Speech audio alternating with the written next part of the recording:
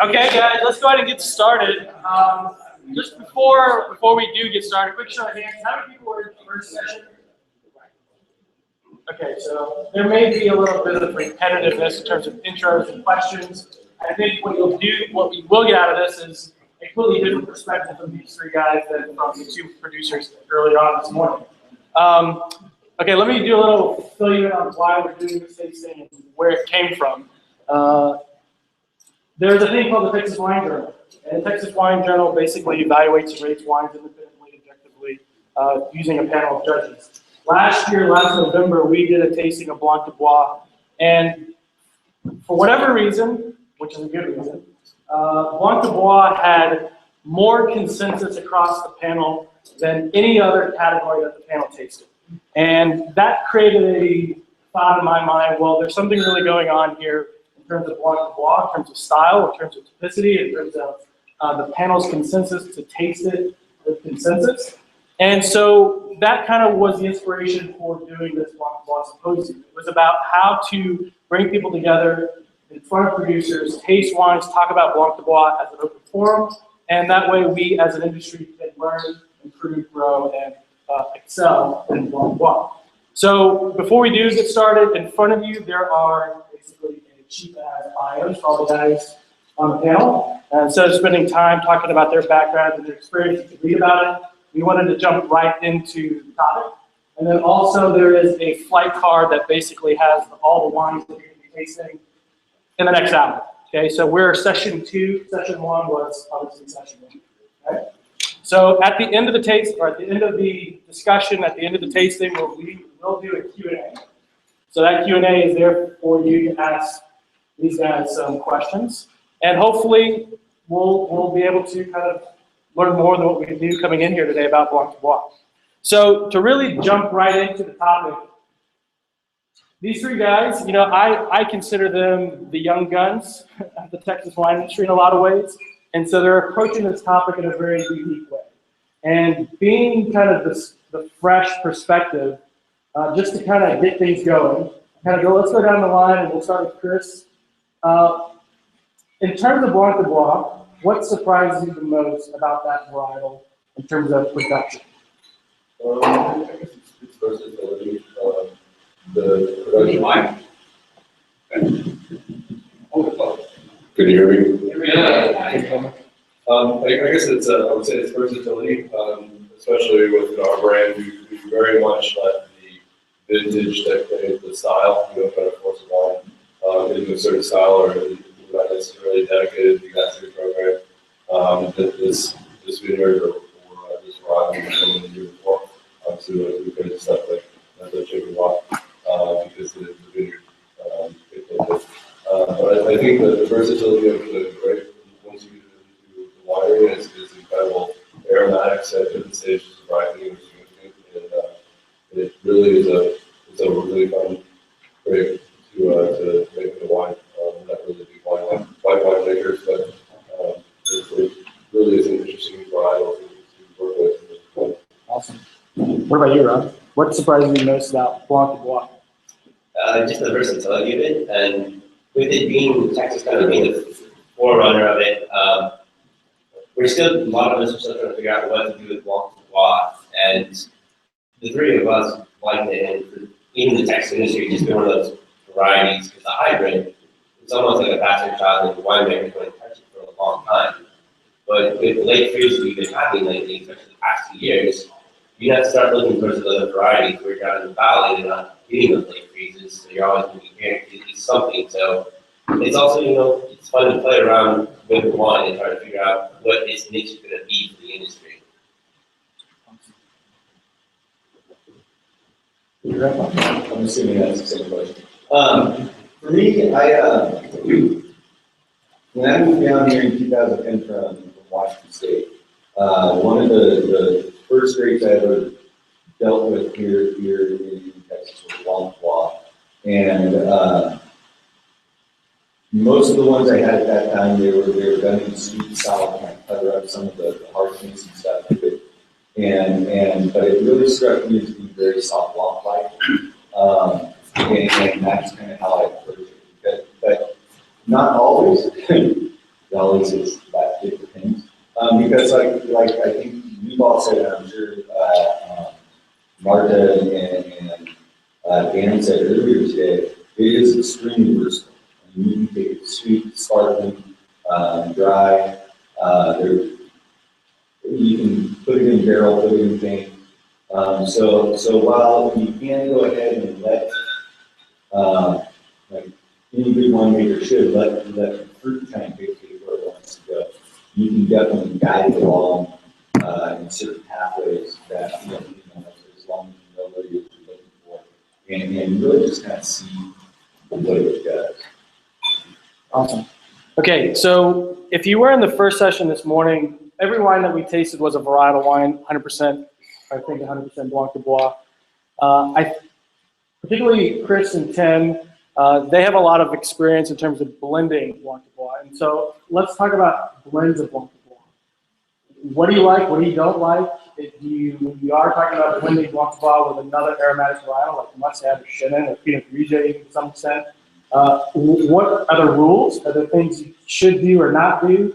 And if you would, just kind of let the thoughts go where they go. I really think there's not necessarily any rules. Take the microphone and speak into it. Sorry. We'll get this right up close. So what? I don't think there's any real rules in blending. Blending is more on that art side of things.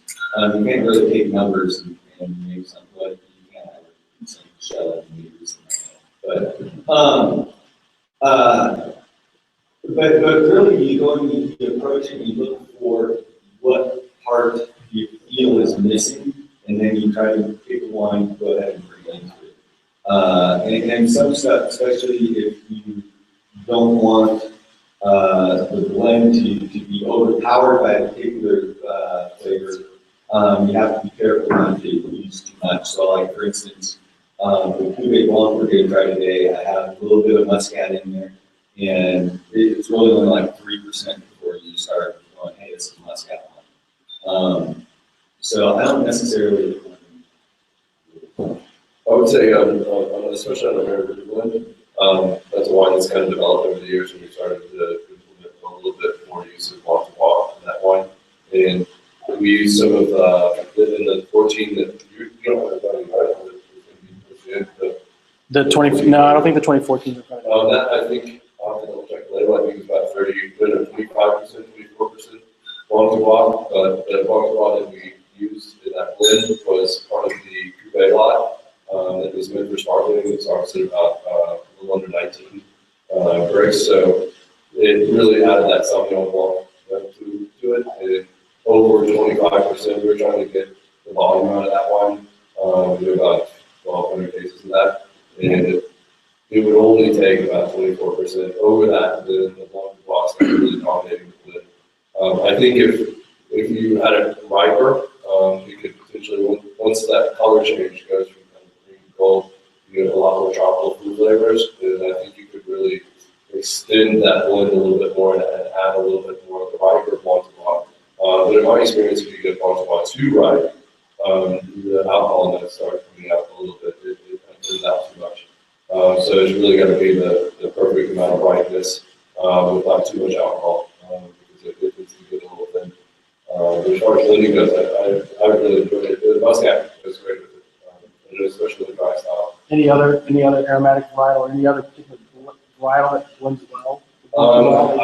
We just haven't messed with anything else. I mean, obviously the Chenin Blanc and Muscat and Muscat Blanc are the three main varietals that we work with, and are shying away from Chenin Blanc, just because of the lack of production we've had in the high place. So Blanc du Bois has been a great filler, and it's kind of changed this brand, changed the Mary Ruth to be a little bit more on the grassy side, and it really is a key element now in that wine long term, because it's kind of like the wine for somebody who's been drinking wine for 25 years and enjoy it, or somebody who just put on a lot of pepper and try to white wine that can really enjoy that wine too. Sure. Yeah, I'm right along with that. I do like the Shandy one over there, but again, it's hard to get the Shandy. But I found it works really well with Vineyards. I did use a little bit of it to bring out some nicer kind of citrus flavors of the Vineyards that we did this year. And then also, Pinot Grigio, I really like it with. It does complement that very well. A lot of times Pinot Grigio can be a relatively easy drinking wine, and this adds just a little more complexity in there. And yeah, like Chris said, the muscat was really low because it helps to soften the flavors that muscat sometimes do. Awesome. Okay, so let's feed this conversation into the vineyard side, and I'll start with Rob. What practices do you employ to deal with the pyrazine issue, to deal with just kind of the foxy character of a hybrid in general, and take that into the winery? Is there anything that you do in the winery, particularly to deal with what you discover in the vineyard? It depends on how bad the issue is. Most of that pyrazine side, though, it's all vineyard side. So on my side, as a winemaker going in, looking for a grower to contract with them, I'm looking for the small things that you're doing in the vineyard. If you're not doing the small things correctly, there's a good chance that I'm trying to pass some fruit and cause issues on my side. And when I get the wine, I'm very limited in what I can do with that. Sure. I would echo that for sure. All this, Sonic does a great job for us in terms so the stash is made all out of Altus's fruit. I say Altus, Sonic. They have incredible vineyard management in a lot of different blocks. So when we first started working with Altus, he was really great about canopy management and fruit load.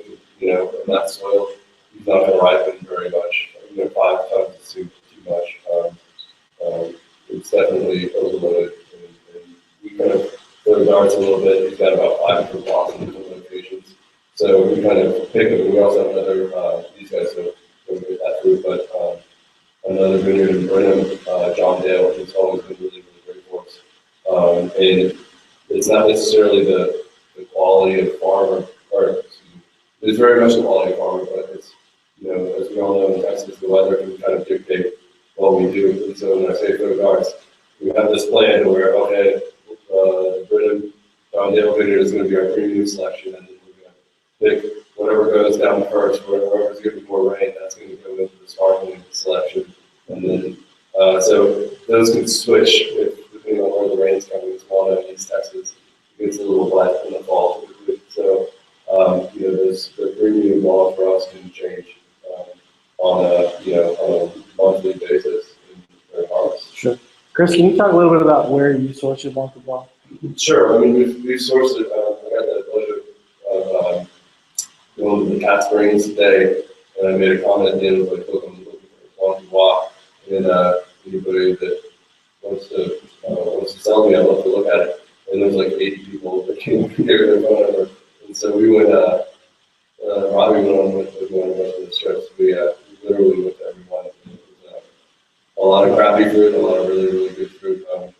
We actually went on the other side of the wall in Knoxville. It was pretty insane. There's a vineyard, like right on the border. And this old man was like flipping off the border. John Dale is a guy that was my first. Actually, what's the other Brenham lady? Palacios. Yeah, Kate Palacios was my first opportunity to make that fruit, I think, in 2007, and it was just the perfect year. It was 07 South as a vintage in Texas, and I got the president. That was a whole winemaker. I wasn't very good at it because it was my first year. So how many sites do you say you're sourcing from? Well, Altus has got 5 different blocks, and then one from Brenham. We've pulled stuff out of San Francisco before, which is something that is not, I'm not going back on that route. But Brenham, that's probably good. Brenham is kind of our best site, and then I wouldn't say best site, but it's always kind of our winning here. site, and then Longview is where the stop is. And there's, I think there's actually maybe 7 blocks where we pulled from about 5. Okay. And Rob, are you different sources, or where do you get your sources from? Looking for new contracts, or the growers and come that funded for the Blanc du Bois. I've talked to you after this, but for the past couple years, I've been in San Isidro, which is down the valley, so they're warmer climate. You can get it up to riper sugar is more so you can on the east side of Texas, a little bit more growing. So you can start putting out like 2 different types of Blanc du Bois. Sure. That's what it is. What about you, Tim? Black Creek has never done Blanc du Bois before. I finally broke them down and convinced them to do it with the stash project. And so right now we are receiving all our fruit from Palacios. They're in Brenham. And we're working with her on kind of some, well, really beer and bird management issues. And I've talked to her also about sprays, watching out for bunch rot and stuff like that. Because the various places I've been there is a mix of successful growers and unsuccessful growers. To go for the style, I'm looking forward to just finding that right for him. And so a lot of it has to do with canopy management and how you take care of that. When it's so aromatic when it's that really ripeness levels that the birds are just getting them in from miles away. And you definitely smell a blob in a good way, usually. And so actually, there's people from a bunch of different ones. I've only been to really about 3 or 4 of these, and all the higher and like pretty using your Well, I think what's all of Altus's fruit is all on VSP, which I think is probably a limiting factor in Scotland, but it's perfect for canopy management. And then I think it helps with the brightness levels too. right, and then John Dale is definitely the entire glass on exactly how to design it. It's quadrilateral, but he's trained everything out and then and he's got an interesting spray rate on there, farm square footage, and he's got some interesting thoughts on it. Anything else, Rob? Nothing? Awesome. Okay. Let's talk about production. And I know, Tim, you like to tinker a lot with oak aging, open top fermentations, and Chris is sparkling. Rob, I think you're more of a varietal at this point, at least from what I tasted. But if you are experimenting, at least in this going forward or even this year, talk about what you think you can potentially do that's new with Blanc du Bois versus what you've already done with Blanc du Bois. So I have, I did with the stash project, I did that all barrel. Didn't allow it to go to malolactic. And then the one that we have in front of us today, that was all tank fermented. It was a nice slow fermentation, fairly cool, but it's still sitting on its leaves. So that's how to use it. But it's sitting on the leaves, I think that really helps to calm down that bitter sharpness that you can sometimes get there. And like most white wine, your fermentation temperature, what kind of yeast you use, have a really big effect on the aromatics. And even though this came in at a decent acidity, I still pumped up the acidity a little bit, just because I felt like we needed something more kind of pop it in the mouth a little bit. And moving forward, I'm going to do more of the same. I think I'm going to kind of combine the 2 things with some barrel fermentation to kind of accent that mid palate and that metal a little bit. It really kind of depends on what, how much I can go ahead and grow this program. I think that was an inbreak. But just because I think Blanc du Bois is really great. That's exciting. I think you can make world-class wine with Blanc du Bois, and it's relatively easy enough to go ahead and grow without in areas that we don't deal with the spring frost and everything. So I'm excited to keep tinkering with it. Awesome. Yeah, so being a new winery, you don't really have that advantage to start tinkering in. Your tinkering is getting a good product out there and establishing the brand. So going on to the future, what I like to do with Blanc du Bois is start doing like it's got natural with it, or even trying to do like a dry sherry with it, because I think it's got some big that kind of Spanish dry sherry that most people, most of your wine needs haven't seen it in sherry, so. Not yet. I think that is a really cool option for Blanc du Bois. I don't know if anybody's tried that. This is food spotted and food spotted figure this out. I think that's really an interesting way for sure. But I love the Chip Bois. This is the first time I've ever done it, and I love Chip Bois wine. It's a lot of fun, a lot of work. But that's a huge opportunity for Texas. The wines are that we're working with. The finished product, I think, is really exciting and fun. I think we've got something to work with here. So let me ask a style question. If you know you're making a pet nat style or a brut style, or even a bone dry high acid style, are you picking fruit for that style? Or Absolutely. That's kind of, we kind of pick and choose those blocks that are tending to be a little bit more rain is what we do. And the fruit that we need to pull earlier, whether it's from bird division or rain, or what have you, we'll pick those blocks first, and that will all go to start with. Right. So I guess what's the sweet spot for picking early to get that high acid, lower ripeness style and actually still get rid of that green, foxy artisan? You know, I always hate to say numbers. I hate saying 17 or 19 is the number. I think it's all done on the flavors but you can kind of see when the skin's thin out a little bit. I think it's really interesting about that artisan. And really, we have not seen very much, not an incredibly high artisan characteristic in a lot of the Blanc du Bois that we produce. I think due to good vineyard management, not necessarily me taking the perfect time. Sure. I think a lot of it has to do with what great though. Sure. All right. There's something really unique about the three of you as a panel. One, because you're new, not new to the industry, but you are doing a lot of novel things and fresh things in terms of your production, in terms of your style. And I think the third thing is your ability to collaborate with one another.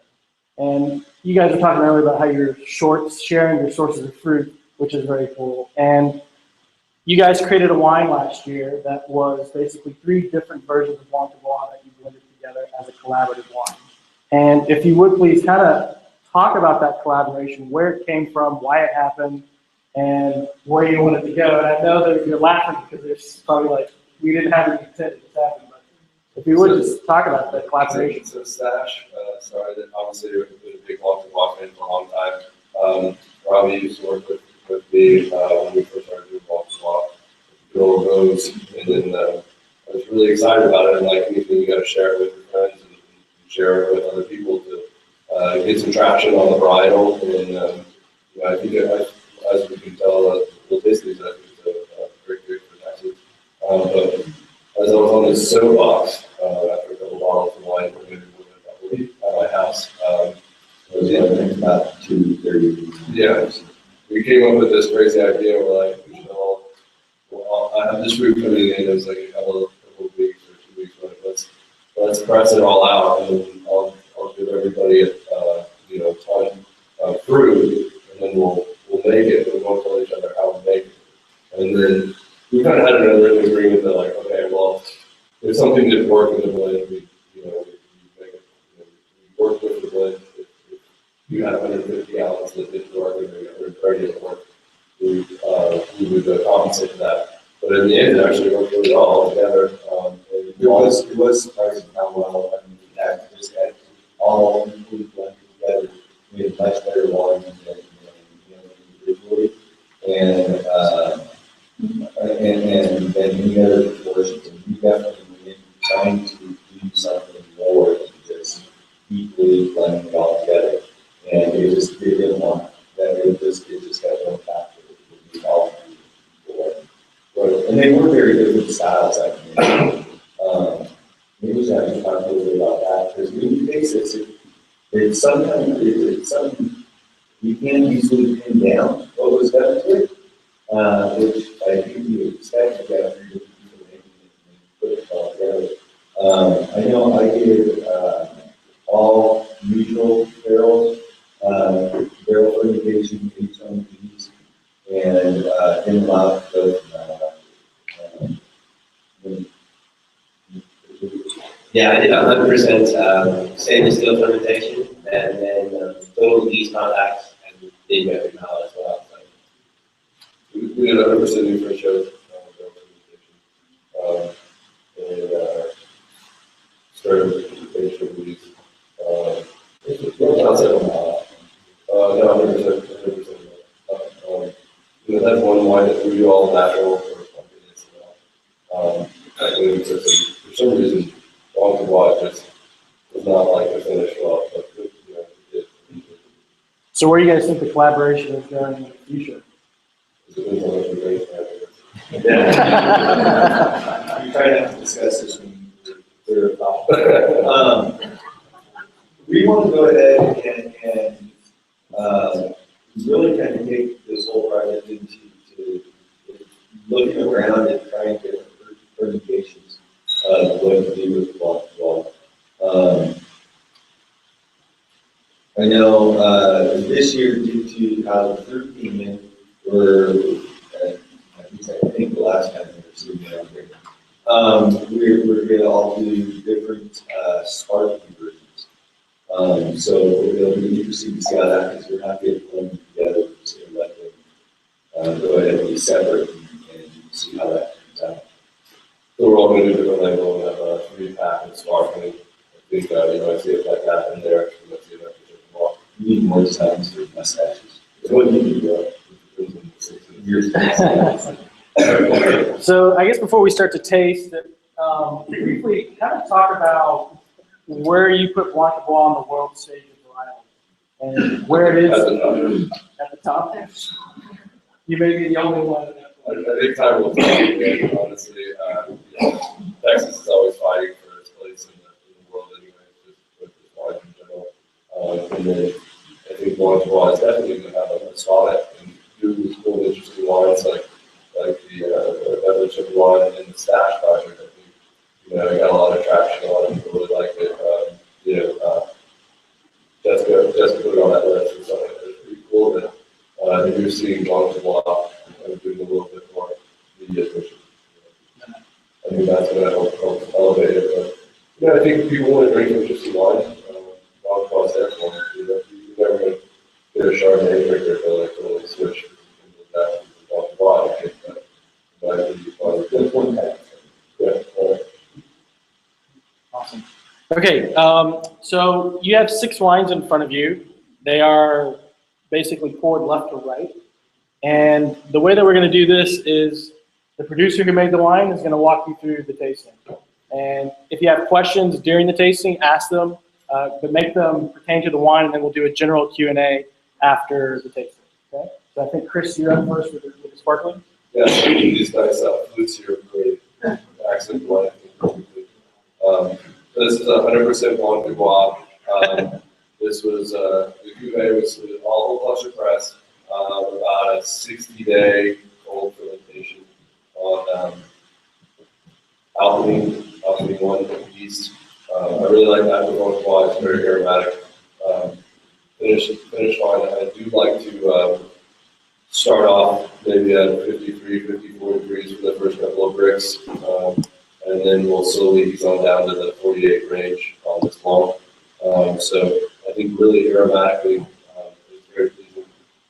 we clarified everything, got it ready, and then my good friend Jimmy Person has made method shaken long before, so we chalked up some wine and through the encapsulated yeast, and he had I'm pretty sure he stole it actually from an unmade wine maker, an old capping machine, which if you ever see that new movie, it's horrible. And we crown capped all the bottles by hand, and then put it on garage for about 14 months.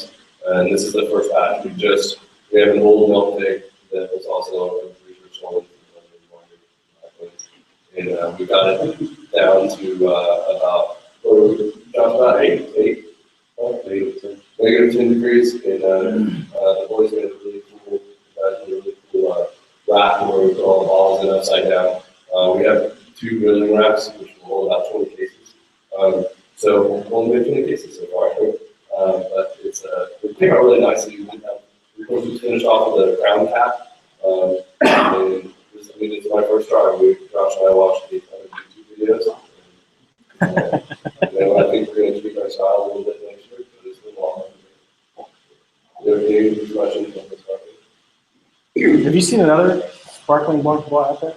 No, we did a Charlotte. One with a facility but we did do originally one. I thought that'd be a really cool app, and we wanted to do more of it, but they're not really with it.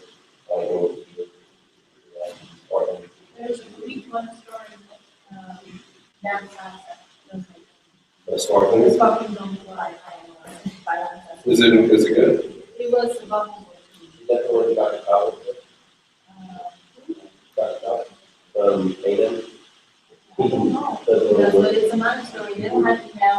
They sent me to sample. I have to now, through the mouth, the eye, and the results. I've never met one.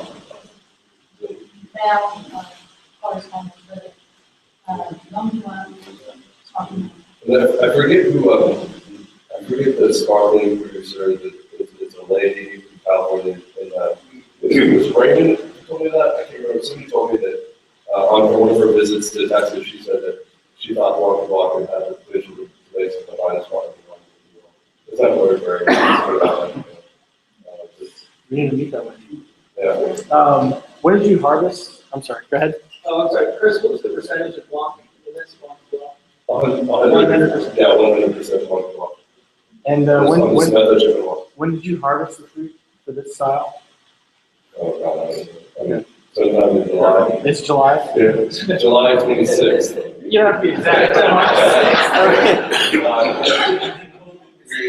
We have, that 13 was a rough year for us because we had almost 60 lots, which was, a lot of it was like 2 and 5 tons. So, yeah, I guess we have enough.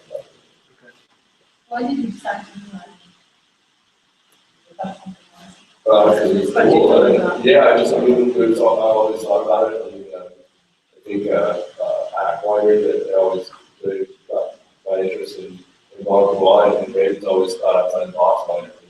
And it was very inspiring to say the least.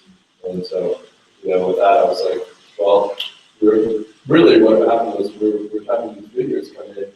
They were really great managed, and then like rain would come, and I said, 10 tons of 19 great fruit. And for me, I didn't want to. I don't like to add sugar. I'm never felt, but I don't like to add sugar. It's like kind of, again, it's letting the vintage dictate the wine, not necessarily trying to push the wine. And I think it can have an absolute style. And I think we're going to put some more, leave some on garage to see. So leave 20 or so cases on garage to see how it tastes. So you have to work by hand. Yeah, we hand capped all this. It's got a crown cap. Oh, it's crown one. Yeah. And if you buy the crown capper from GW Kent, it's we're breaking bottles, and so you got alcohol in it's inconsistent. All right, Tim, you're up. You're one. All right, Okay, so this here, like it says, is a cane sample. It's still sitting on its fine leaves, and it's about coming to the point where I'm ready to go ahead and bottle it as long as I can get it stick out there eventually. It's so slim. Because I want to put it in. Is this Katie Blossom? Yeah, this is case. This year it was harvested about 2 weeks after Kay wanted to harvest it. This was harvested July 19th. It came in at 19.8 grapes. It had a pH of 5.5 and TA of 7.1. I noticed because I looked up my fermentation. You did homework. Oh yeah, definitely. Thank you. This was the trip that we drove to the Ryder. Well, it showed up, obviously. One of the things I do to help with that there is using the leaves contact. It's also proclivity that I just like wines better than have leaves contact. So it is kind of my style of approach.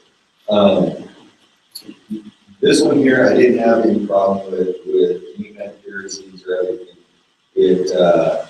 I pressed it off, and I'm part of the brown juice club. I go ahead and oxidize the juice as much as possible. It looked like espresso going into the tank.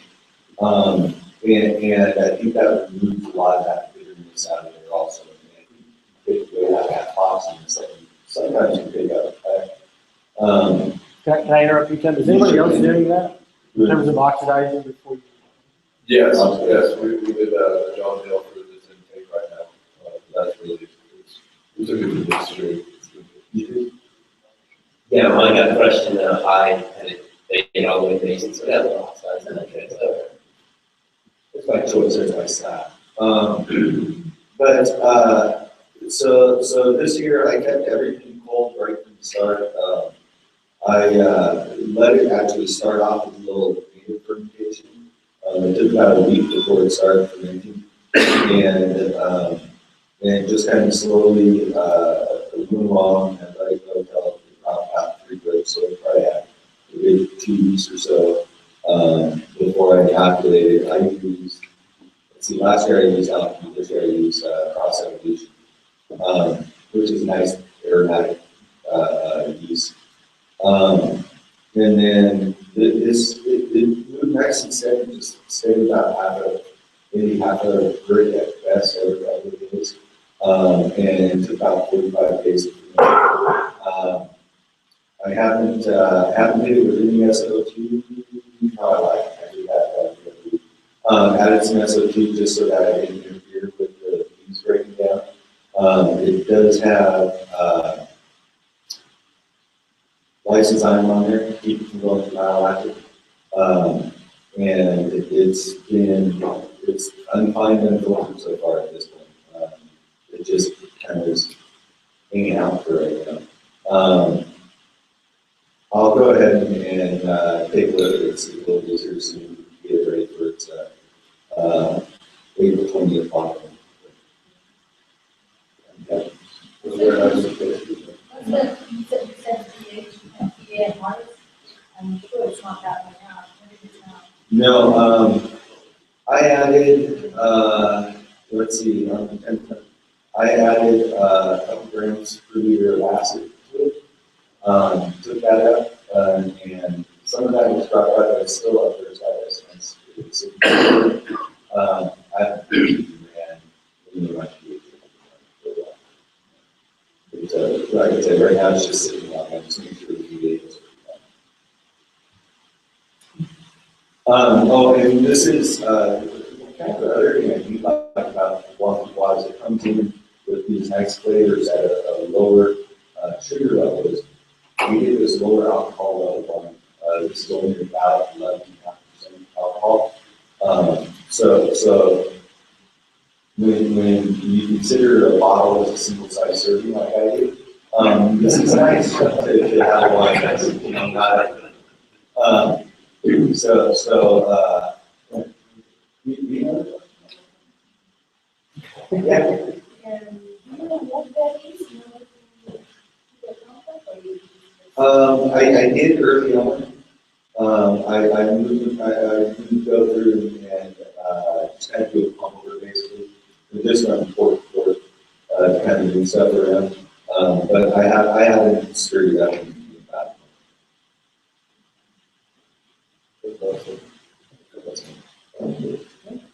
All right, you guys want to go to wine three? Rob? So this wine's coming out of San Isidro. After me and Chris kind of went down to the valley looking for some Blanc du Bois. And when we went and saw this fruit for the first time, the berries and clusters were gorgeous. You know, we just wanted to hang for what, a week and a half. And then during that time, somebody just came through the vineyard and just destroyed it very well. Yeah. And you know, it was pretty devastating. So it was just me and Josh down there. And you know, you got to go down there. You don't really want to take the fruit, see the growers, but that time and effort, and he decided to take it. So we spent 8 to 10 hours harvesting, and hand selecting, and cutting off the bad parts for half ton fruit. Then trucked it back up here. And one thing you need to know if you're working with Blanc du Bois, pull out all your winery equipment in June and clean it, because end of June you're going to be using it. So we didn't have a press ready, and we had to grab our press from Helps Rose, which is a little 55 gallon basket press. And we're going to try to whole cluster press, which didn't work. So we got Ed Thomas on there to kind of crush them for us and then press it off. So another 10-hour day for half tons worth of fruit. And then when you're a winery just kind of getting started, we were not done with construction yet. Still end of June, no glycol system set up. So I had to run down to Tractor Supply and buy some trash cans to further the stuff in, with putting dry ice on the top of the lid to kind of keep them down as much as possible. So this is actually a fermentation at a higher rate than I isocyaned it once we set up to keep it from mallow. Filtered it, added a little bit of Shannon before we bought it. Which is I want people want to see it.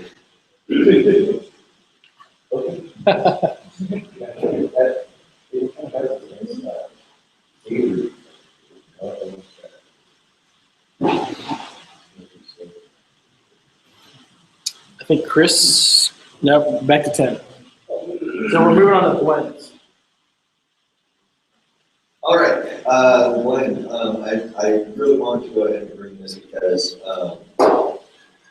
I think one of the versatile uses of the grape is for blends, and I'm a fan of blends and blends. This is, let's see, 68% Blanc du Bois, roughly about 28%, 20 to 30%. Pinot Blanc. And then the last little 3 or 4 is Mustang. So this one here, I made, it sound like see what I serve. I made this to be a breakfast one. It's a chubby one. I want this just in case good, go down easy, and you can enjoy it all day long. And so that's what this is styled for, as I put the blend together. And this blend here was done first, and then whatever was left of the Blanc du Bois is what just turned into a single Blanc du Bois, which wasn't originally the plan. You know, Flat Creek doesn't do a Blanc du Bois before this, and you're just getting to do it for this blend.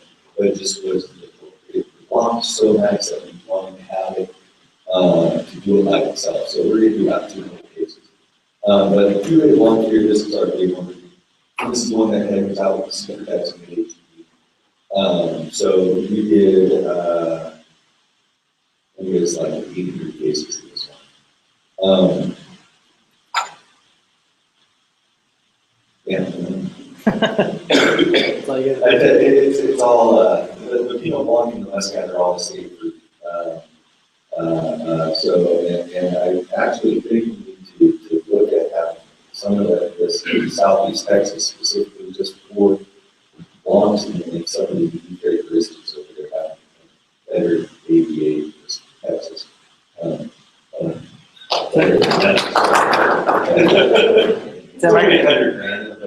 gotta tell you, I've tasted, I think now, 2 previous vintages of the Cuvée Blanc. And while they're all different in terms of blends, you've managed to get them all in a very similar style in terms of body acid structure.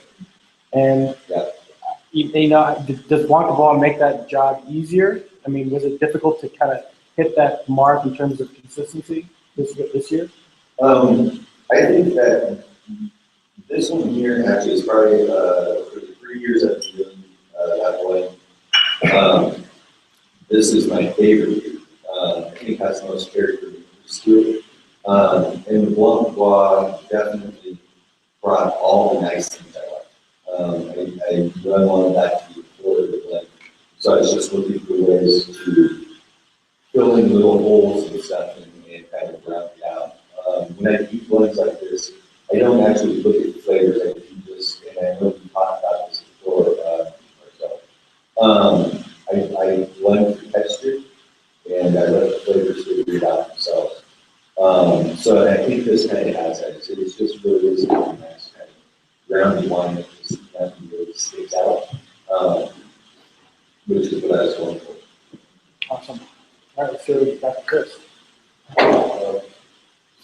We have all that here, but really good. Yeah, they're on the tray. So you got one? Zero production. I think it's about 40%. You know, there's a lot back there. Mary Ruth. I know it's about 24-25% Blanc du Bois.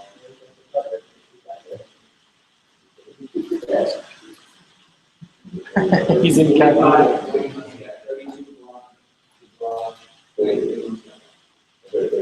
So, this one has always been kind of just the slightest bit of, we've always had a touch of residual with it. It's about 0.06% residual. We did actually build in like the Blanc du Bois area, we brought it up a little bit of like grassy. This one a little something more blockish, but we kind of went back and forth as we were going to add it to the Orange Muscat and Muscat Blanc.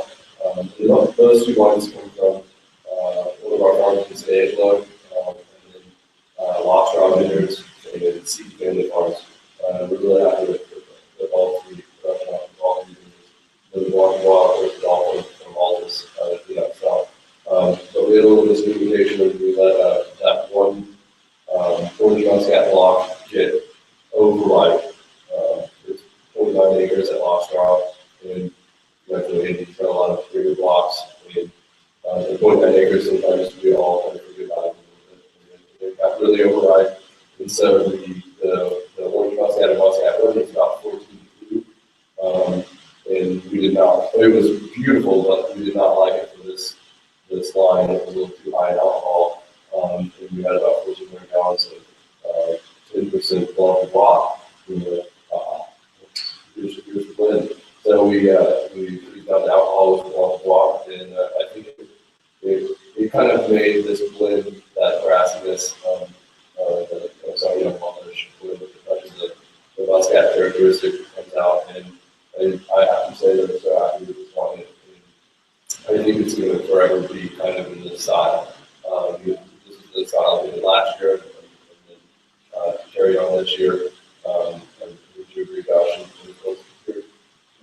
He's standing in the back. I think we're going to keep it in this style. I think we'll definitely keep it in the Sauvignon Blanc here. Provided the vintage with itself in that. I will say that this is, I think, 25% Blanc du Bois, and especially on that the less ripe side, 26% did not work. 25% was very bad, and a little too much really pulled away and made it too Blanc du Bois for this point. So all that much. So this blend, do you guys did the explanation also? Oh, yeah, on the Muscat I did. Oh, yeah. On the Blanc du Bois, the Pinots I did and stuff, but Muscat I did differently than all the other ones. We press all our high plains wines said, this is Blanc.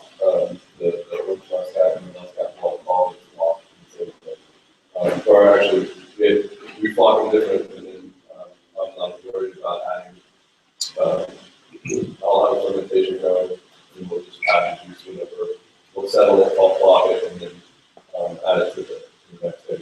The Muscat Blanc and the wood, Muscat Blanc and Blanc du Bois will not have our coffee. And I have this one of the second wine, and it doesn't have any sugar. But I think it's A little bit.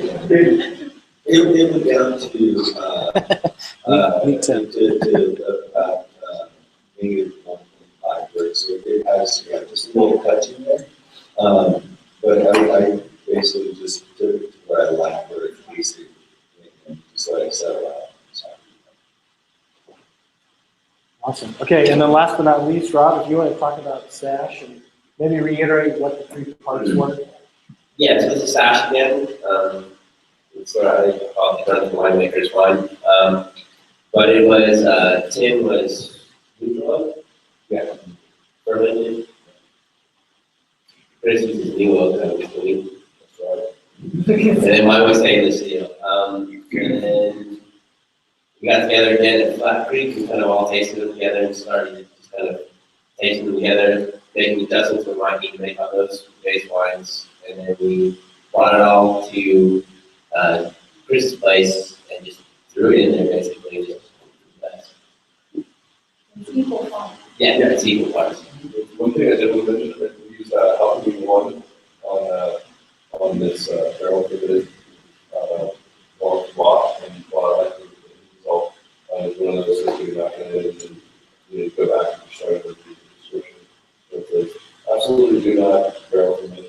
That's these. And it was blown up all over the place. So don't take my notes and go, oh wow, this is perfect barrel ferment. You know, More good enough headspace in the barrel for fermentation. You know, it's working. So when was the last time you guys tasted this wine? Has it been recent? Yeah. So how's it evolved since you last remember? I really see the, because we didn't stop for a long time. I felt it did, and I feel it's a little bit, went through a series that's similar to last Chardonnay, you know, go through this bottle shot period, not time coming out to where it was when we first all tried to it's coming back into where it was when we put it in the bottle. It's definitely, you can pick out the oak and the mouth and that sweetness of the vanilla and stuff in there. And so it's coming in nice. I do like it because it does have a lot of these layers, and some of them are unexpected that you would initially expect to do. I don't think it's one that's 2 years left in the bottle or anything, but No, I don't think the acid time enough for that, but I do think it's nice. I think one I think they're not good at this one, it's all One gets a little bit thin, I think, or flabby. So I know our personal time, we'll try to roll these a little bit more acidic, the volume more than I think, and then we're trying to hit that sweet spot 3 to 6 or 9 months later. If you want the wine to really adjust the nicely. But I think this wine is not flabby yet. I think in a year it will be. Well, that's one thing too, the stash is one that, even though the numbers can be very high acidity, this past year on the Blanc du Bois, the second one there, I still added acid to it, because I suppose it definitely needs some acid in there. And so it's gonna be fun kind of working through some playing around in the vineyards and stuff, to see like, I don't know, it's not my vineyard. All right, with that, you guys have any questions as an audience? And if you do, just raise your hand and call on you, basically.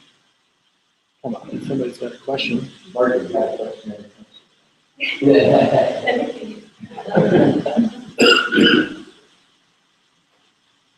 If no questions, I think we're pretty much wrapped up. For those that came this morning and those that came this afternoon, thank you guys for being here. Both the videos from this morning and this session will be online. Thanks to Miguel and my trusty Mac over here. It may not be great quality, but it's got you recorded, so we can say hello. And none of the staff are in here, but if you see the guys who helped break the room down, set the glasses, they gave us 15 minutes to turn this room over, so applaud to them, and thank you guys for coming and supporting Blanc du Bois.